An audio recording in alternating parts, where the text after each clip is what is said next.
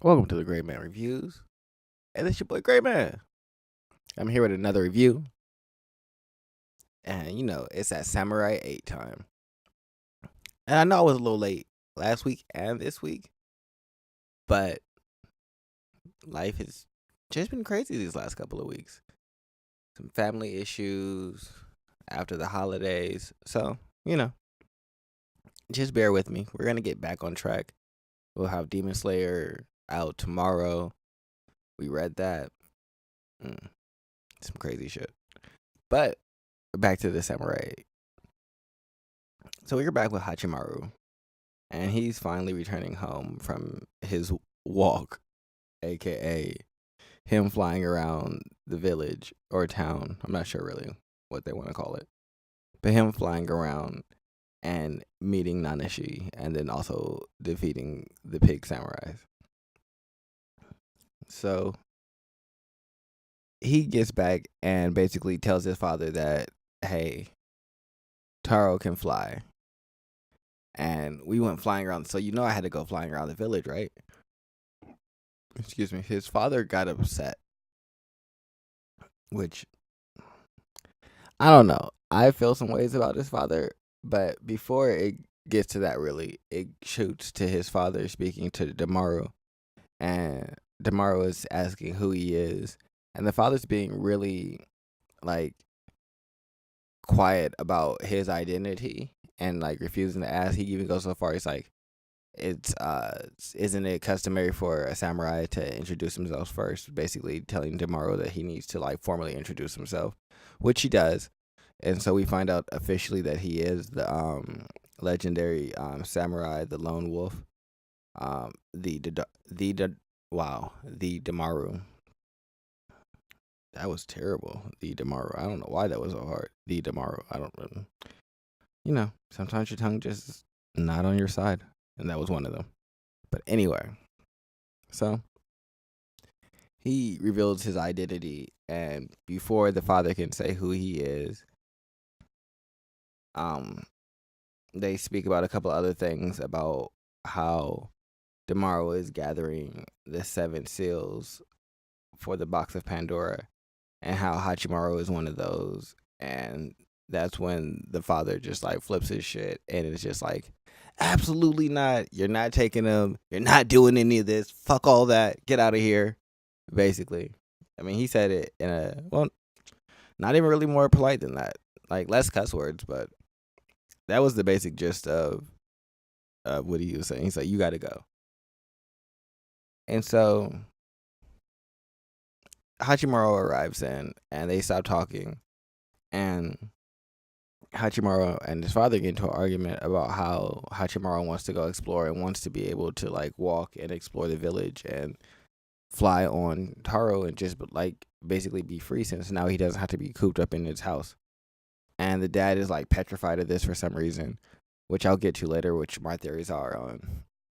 But anyway, they argue, which leads to the dad like storming off, and Hachimaru and Damaru having a conversation, which dad storms off. Hachimaru and Damaru have a conversation basically about his techniques and how he's going to have to leave. And throughout the entire argument between Hachimaru and his father, Damaru didn't say anything. Like, he didn't interrupt. He let Hachimaru make his own decisions, which is kind of like the theme of this, really, is like free will, being free, choosing freedom instead of choosing to be cooped up and things like that. Like how Nanashi had to choose to help Hachimaru in order for him to draw the sword in the last episode. And kind of the same going on where Hachimaru has to make the decision to go with Damaru at the end, which he does.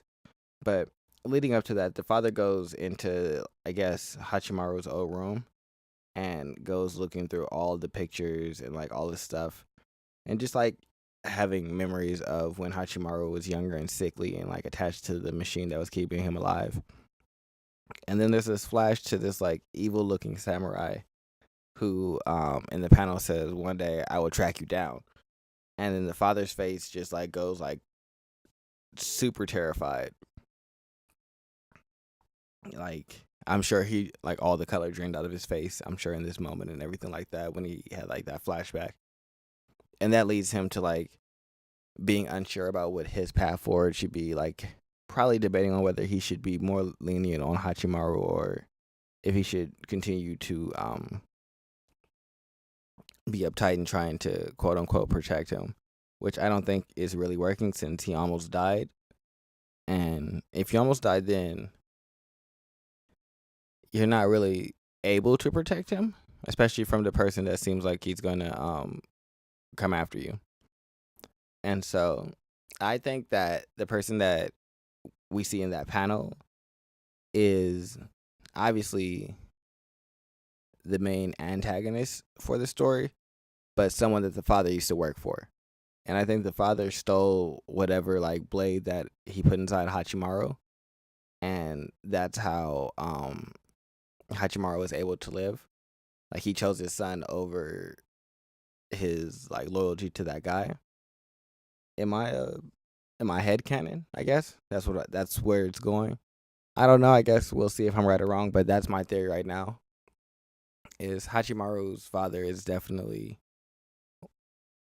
previously either worked with the villain or was like an underling. He might have been forced to work with him as like a builder since he's really good at making things. Especially he made the life machine for Hachimaru. He was going to make a mobile life machine for him. So I figure if he can do all of that, he was probably really intricate, or at least higher up in this antagonist's regime.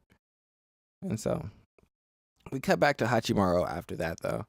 And like I said, Hachimaru is given the choice to either cross this line after the Damaru does this cut where he draws his blade, but the slash doesn't happen until 8 seconds later. And he tells him that if he crosses that line, he'll take him on as an apprentice, basically, and teach him all of his knowledge and all of the things that he needs to know to be a great samurai. And so, like, without hesitation, Hachimaru, like, leaps way past the line and is headed towards Damaru, telling him that he's already been, like, updated as his sensei or master, and that he's definitely going to follow him. And so that's where it ends. So there's not a lot of action. I guess this shows you the direction. I'm pretty sure Damaru and Hachimaru are going to leave the house now.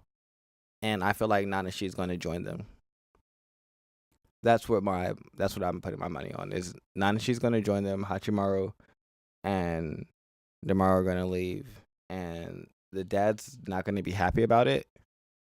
And either he's going to try and stop them, or they're going to have an argument, and Hachimaru is going to like get through to his dad, and his dad's going to like kind of give his blessing, but be like still worried about it. But yes, either he's going to stop and Hachimaru's going to run away, or he's going to give his blessing after an argument. But I don't think it's going to be like an easy walk away where he's just like, oh yeah, I'm choosing you, and then they're just gone. Which, well, that would be interesting if while the dad's in the room and whatever, just like contemplating, they just like ghost out of there and just leave and don't say anything. I don't know how Hachimaru would deal with that, like moving forward, since his dad's been like such a mainstay in his life. Though I feel like that would be a little hard for him to just like up and leave and be like, you know what, I'm just gonna follow you and not say anything to him. We're not gonna hash out any of our differences. We're not gonna do any of that. But Hachimaru is impulsive, and he already kind of knows that his dad doesn't want him to go. So I'm kind of up in the air with this. It could go either way, really. But that's really all that I have for this chapter. Like I said, I still believe that we're going to go see Nanashi. I believe they're going to get to space much quicker than Hachimaru realizes. I think that's probably going to be within the next 6 chapters. Within the next 6 chapters, a lot of information is being covered. He's already awakened his ability to be a samurai. He's gotten a master. He's met who's probably going to be the second to him in Nanashi. He's got his familiar in Taro. So he's well on his way already. And it's only been 4 chapters, so I feel like by chapter 10, we're gonna be embroiled in like him actually like doing things and exploring the world and giving us a real sense of like what the story is gonna be about and how it's gonna start to take shape. So I'm excited for that. I like the pacing. I know some people aren't happy with it where they feel like, oh, it's a little slower, but I feel like if you're setting up a world where there's gonna be a lot of different facets to it, you need to kind of lay that groundwork in the beginning, because if you don't, then it can kind of feel like you're just pulling shit out of your ass at that point. So I'm happy with it. Leave a comment below. This has been Gray Man, Gray Man Reviews. I'm yeah, feeling like a light review real quick. Easy breezy in and out.